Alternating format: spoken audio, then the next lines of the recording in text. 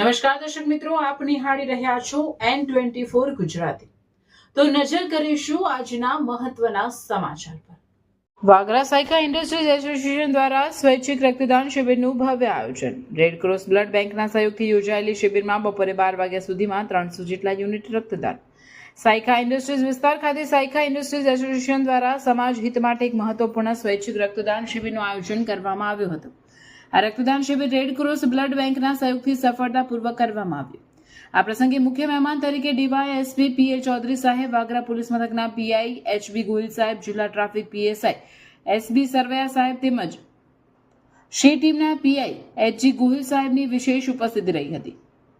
આ ઉપરાંત ગુજરાત પ્રદૂષણ નિયંત્રણ બોર્ડના અધિકારીઓ પણ ઉપસ્થિત રહ્યા હતા।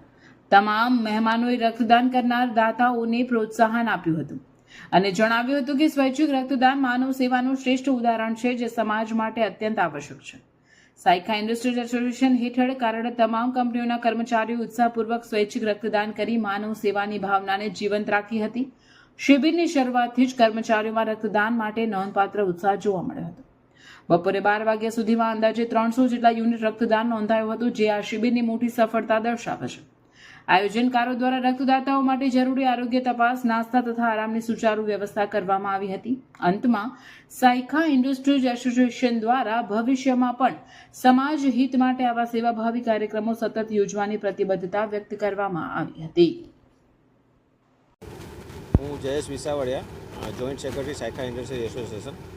આજરોજ અમે દર વર્ષની જેમ આ વખતે બી બ્લડ ડોનેશન કેમ્પનું આયોજન કરેલું છે અને લાસ્ટ ટાઈમ અમે 485 બોટલો કરી હતી અને આ વખતે બી અમે 800 બોટલનો ટાર્ગેટ છે અને અત્યાર સુધીમાં 12 વાગ્યા સુધીમાં 300 બોટલનું કલેક્શન થઈ ગયું છે અને ઇન્ડિયન રેડક્રોસ ને સાયકા ઇન્ડસ્ટ્રીઝના સૌજન્યથી આ કામ ચાલુ છે।